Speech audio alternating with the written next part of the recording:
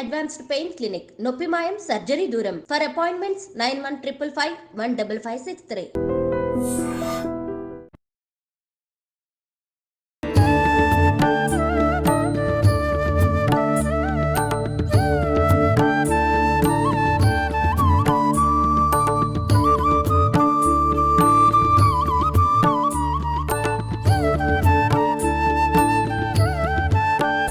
నమస్కారం, welcome to I dream. మన సంస్కృతి కార్యక్రమానికి స్వాగతం. నేను మీ విజిత.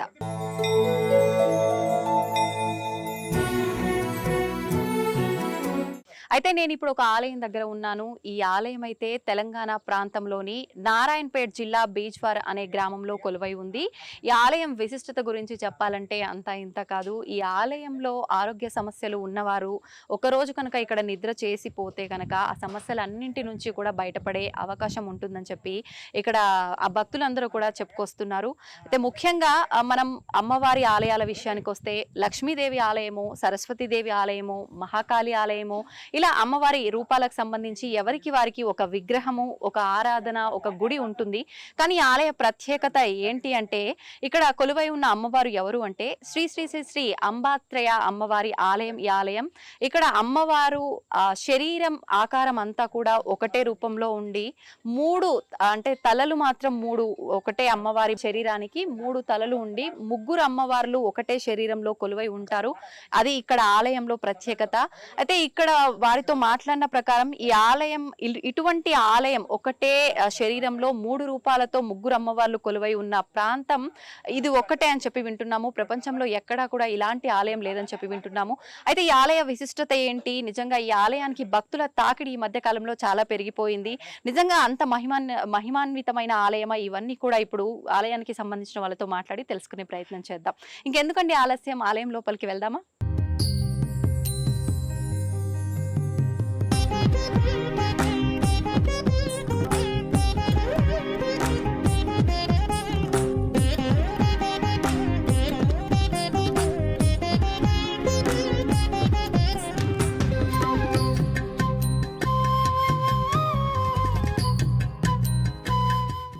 అమ్మ, ఇది పడమటి ద్వారం. అంటే ఈ ఒక ఆలయానికి నలువైపుల ద్వారాలు ఉంటాయి, ప్రధాన ప్రసిద్ధ దేవాలయాలకన్నిటికి. ఇది పడమటి ద్వారం, కామధేను ద్వారం. ఈ ద్వారానికి కామధేను ద్వారం అని పేరు. కామధేను సింబాల్స్ ఉన్నాయి చూడండి. ఈ ద్వారానికి కొన్ని పర్వదినాల్లో విశేషమైన పూజలు చేసి అమ్మవారిని ఇక్కడ నుంచి ప్రవేశించమని వేద మంత్రాలతో ఆవాహన చేస్తాం. మన ఆలయ మర్యాద. అంటే ప్రత్యేకమైన రోజులు అంటే ఎటువంటి రోజు? వైకుంఠ ఏకాదశి అనుకోండి, మహాశివరాత్రి, హోలీ పౌర్ణమి, శ్రీకృష్ణ జన్మాష్టమి, కొన్ని పర్వదినాలు, దేవీ నవరాత్రులలో, దీపావళి, అటువంటి పర్వదినాల్లో ఇది చేస్తూ ఉంటాం. నలువైపులో ఉన్న ద్వారంలో ఇది పడమటి ద్వారం, కామధేను ద్వారం. ఇది అటువైపు ఉత్తర ద్వారమేమో గజద్వారం, ఇటు పడమటి దక్షిణం వైపు ఉన్న ద్వారం హంస ద్వారం, తూర్పు వైపు ఉన్న ద్వారం పద్మద్వారం.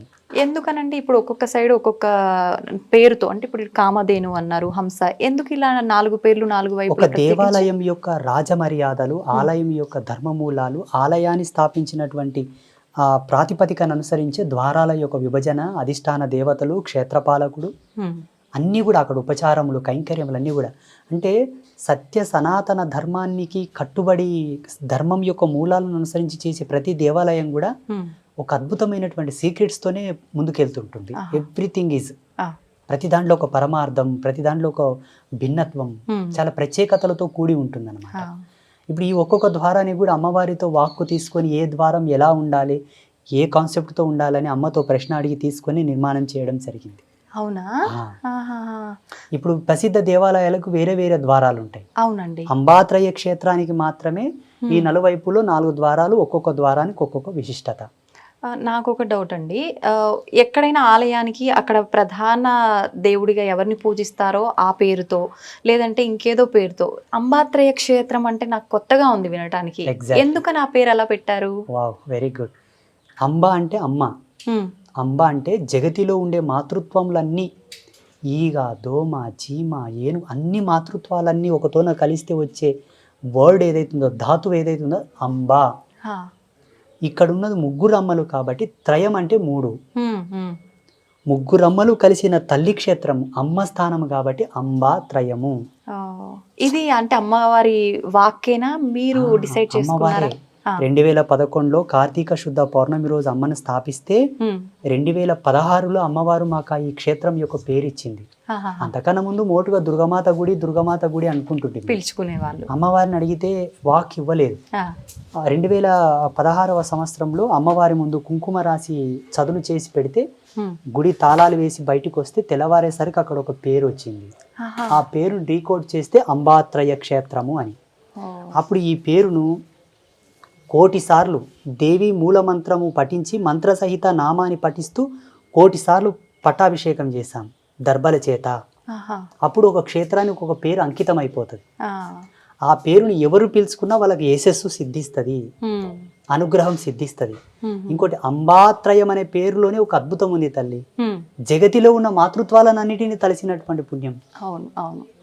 శక్తికి ప్రతిరూపమైన కాళి, సంపదకు ప్రతిరూపమైన లక్ష్మి, విద్యాబుద్ధులకు ప్రతిరూపమైనటువంటి సరస్వతులను ఏకనామంలో స్మరించిన పుణ్యం వస్తుంది. అవును, నిజంగా వినటానికి కొత్తగా ఉందని అనుకున్నాం కానీ ఇంత అర్థము, ఇంత పరమార్థము, అది మళ్ళీ అమ్మవారే తను వాక్కు రూపంలో డిసైడ్ చేసిన పేరు.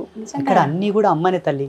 మేము స్వతంత్రంగా మా జ్ఞానం అంటే మీకు ముందు ఆలయం నిర్మించాలి ఇలాంటి ఆలోచన ఏం లేదు అంటే అమ్మవారు చెప్పడం వల్లే మీరు ఈ ఆలయము ఎలా అండి? పెద్దలు ఒక మాట అనేవాళ్ళు, ఆకలి సత్యం అయితే అన్నం ఏడన్నా పుడుతుందిరా, ఆకలి సత్యం అవ్వాలి అంటుండేవాళ్ళు పెద్దలు. నా భక్తి సత్యం అనుకుంటాను, నా తపస్సు వాస్తవం అనుకుంటాను. ప్రతిదీ అమ్మయే నాకు ఒక గురువై ప్రతిదీ నిర్దేశకం చేసింది. నా దర్శనంలో ఒక ఆలోచన వచ్చేది ఇది చేయాలి అని, అది ఆచరణలో పెడితే వాస్తవ రూపం దాల్చేది. అందులో ఎన్నో పరమార్థాలు ఉద్భవించేవి. అలా ఉద్భవించింది ఈ క్షేత్రం. అంటే ఏ ఇయర్ లో నిర్మించారండి? 2011లో అమ్మవారి స్థాపన, ముగ్గురమ్మల స్థాపన. చిన్నపాటి గుడిసె ఉండేది తల్లి, చిన్న కుటీరం, ఋషులు జపం చేసుకున్న కుటీరం లాగా ఉండేది.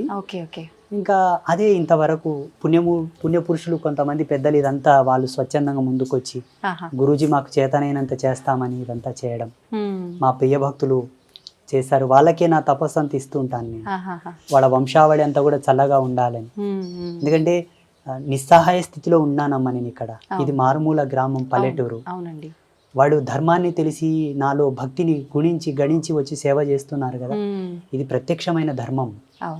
వాడు చేసింది నిజంగా. అంటే మీకు ఆలోచన రావటం కానీ మీకున్న భక్తికి అందరూ భక్తులు నమ్మటము, అమ్మవారు ఆమె ఇంకా అంత డిసైడ్ చేసుకుంటుంది అలా. సంతోషం అండి.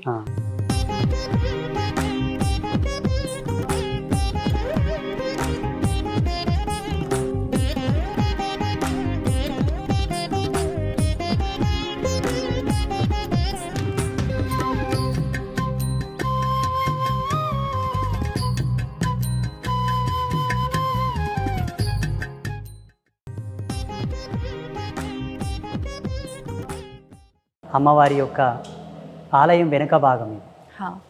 అమ్మవారి యొక్క ఆలయం వెనక భాగం. ఇక్కడ చాలా అద్భుతమైన బ్రహ్మోత్సవాలు జరుగుతుంటాయి. చాలా అద్భుతం. అసలు ప్రతి పూజలో పాల్గొన్న ప్రతి జీవుడు తరిస్తాడు, తప్పదు. ఆయన తరించాల్సిందే, ఆయన 100% తరించాల్సిందే. తరించకపోతే అమ్మవారితో నేనే కొట్లాడతాను.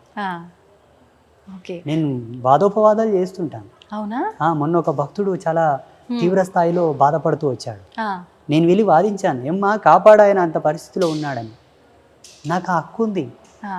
మేము సాక్ష్యం ఇవ్వము, కెమెరాలు పెట్టి నీకు బాగా అయింది కదా నువ్వు చెప్పు, నీకు ఇదైంది కదా ఇది చెప్పాను అంటే భక్తిని ఈ ఆడంబర స్థితికి తీసుకురాకూడదు అన్నది మా కాన్సెప్ట్. లేకపోతే అలా రికార్డ్ చేస్తే మెనీ మోర్ ఆఫ్ పీపుల్స్ ఉన్నారు ఇక్కడ. నిజంగానే మీరు అన్నారు ఒక కుటీరంలో ఉన్న ఆలయం ఇప్పుడు ఈ స్థాయిలో ఉంది అని. ఈ స్థాయిలో ఉండడమే కాదండి, భక్తుల తాకిడి కూడా రోజు రోజుకి చాలా ఎక్కువగా పెరుగుతుంది. ఐ డ్రీమ్ మీడియా నుంచి కూడా చాలా మంది భక్తులు పెరిగారు. నిజంగా అంటే మీరు చేసిన ఇంటర్వ్యూ చూసి కూడా చాలా మంది వచ్చారు. మేము ఐ డ్రీమ్ ఛానల్లో చూసాం గురూజీ అని చాలా మంది వచ్చి చెప్పారు. అవునా? ఓకే. అయితే స్వామీజీ, ఎలాగో మనం వెనక భాగంలో ఉన్నాం కాబట్టి నాకు ఒక చిన్న డౌట్. అయితే ఆలయం వెనక భాగం నుంచి చాలామంది ప్రదక్షిణలు చేసే సమయంలో ఇలా తాకి నమస్కరించుకుంటూ వెళ్తూ ఉంటారు కదా, కానీ కొంతమంది అలా తాకకూడదు అని అంటుంటారు. నిజంగా అలా తాకడం తప్పంటారా? ఏం కాదు, తాకడం అనేది ఒక పుణ్యమే. భగవంతుడు అట్లా దయ్యం కాదు, భూతం కాదు. అవును అవును. భగవంతుని యొక్క వీపు భాగంను స్పృశించడం పాపక్షయమని కొన్ని శాస్త్రాలు పెద్దలు రాశారు. ఆహాహా. మనం తెలిసి తెలియక చేసిన పాపాలు ఓకే. అంటే సమయ దోషం చేసి కొందరు చిన్న చిన్న తప్పులు చేస్తుంటారు. అవునండి. ఉదాహరణకు సంధ్యా సమయం నందు భుజించకూడదు, సంభోగించకూడదు. వాళ్ళు ఆకలి తట్టుకోలేక తిని ఉంటారు, లేకపోతే ఇంకేదో కారణాల చేత తప్పు చేసి ఉంటారు. అటువంటి దోషాలు పోవాలంటే ఇటువంటి ప్రదేశంలో తాకితే పోతాయని కొన్ని గ్రంథాలు రాశారు. తప్పేం లేదు. తప్పేం లేదు. ఓకే.